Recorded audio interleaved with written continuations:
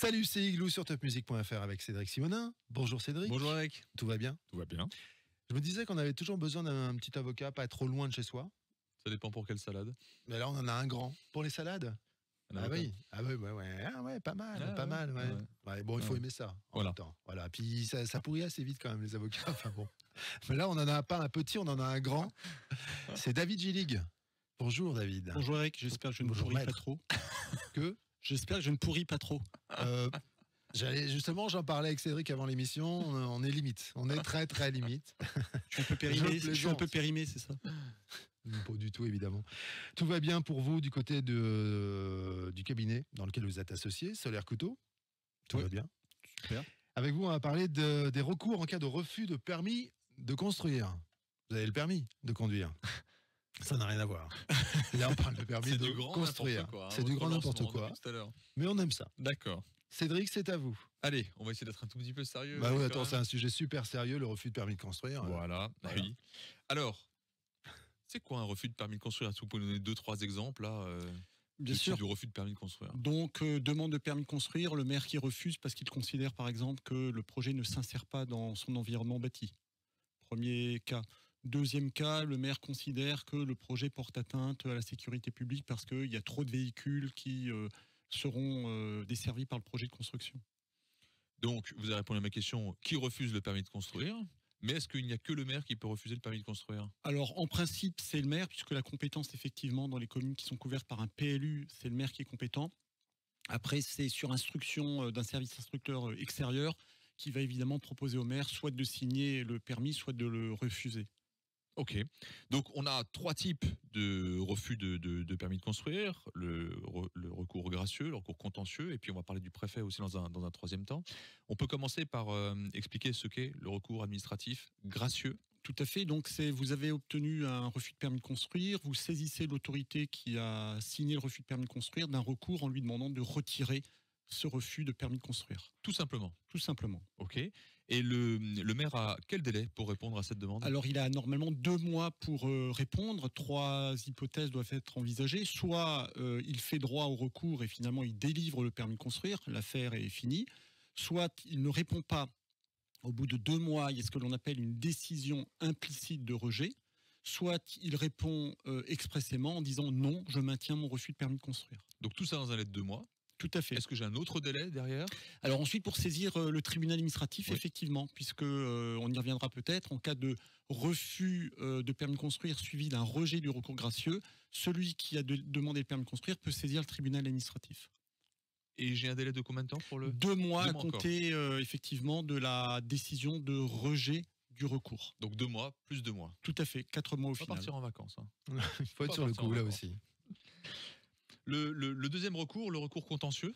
Alors, on saisit directement le tribunal administratif, c'est-à-dire qu'on évite la phase amiable et on demande au tribunal administratif d'annuler le refus de permis de construire, toujours dans un délai de 2 mois à compter de la réception du refus de permis de construire. D'accord. Et là, le juge a quel délai pour répondre à cette demande? Alors, si c'est un recours en annulation, il n'y a pas véritablement de délai. On va dire que tout dépend de la nature du projet. Si c'est un bâtiment collectif d'importance, en général, le tribunal va statuer dans un délai de, on va dire, 10 à 14 mois environ.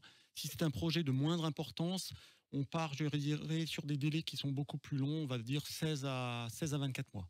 C'est lié à la typologie du projet ou c'est lié à la personne qui en fait la demande? C'est lié plus exactement à la typologie du projet. D'accord, donc plus le projet est d'envergure, plus ça prend du temps pour statuer en fait. En gros, c'est ça. Alors non, c'est l'inverse, c'est qu'en réalité, le juge va considérer que si par exemple c'est un projet d'importance, il y a lieu de statuer beaucoup plus rapidement.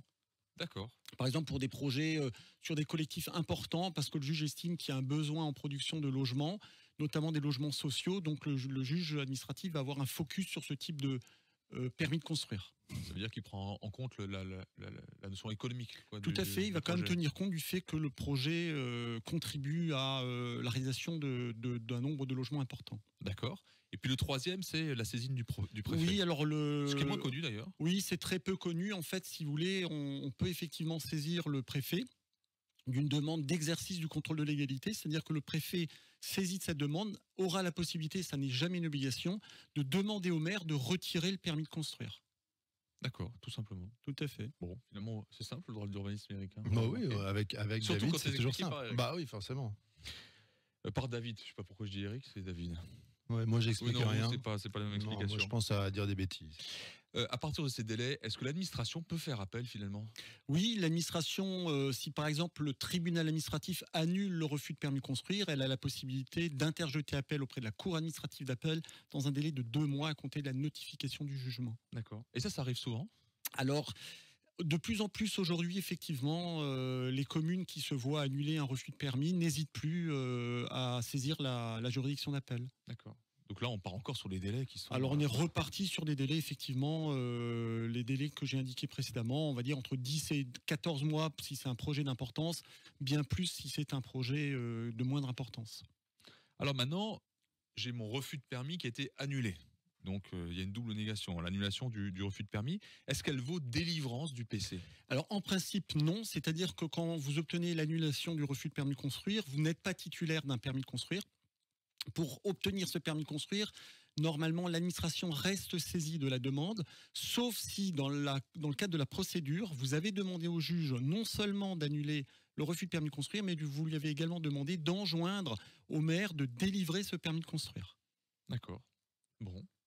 Très bien, on peut même renvoyer à l'émission précédente qu'on avait déjà fait avec Maître Gillig. Il faut renvoyer. Vous avez le numéro de l'émission? Oui, c'est même la 148. C'est la 148. Oui, c'est ça. Voilà. Oui, puisqu'il y a un lien entre les deux émissions. Bah oui, puisqu'on avait préparé le terrain à celle-ci. On ferait une suite. Exactement. Préparer le terrain. Igloo. Ah oui. Pas mal. Ouais. Voilà, et merci. C'était clair et rapide et concis. Non, mais avec David, c'est extraordinaire. Vous revenez quand vous voulez pour une 7e émission. On a déjà fait 6 avec vous. Merci Eric. Ouais. Bientôt vous avez votre ronde serviette à midi. C'est vrai. À très bientôt. L'émission, comme toutes les autres, c'est sur Igloo on air sur Facebook, topmusic.fr, les plateformes de podcast bien sûr et la chaîne YouTube. À très vite.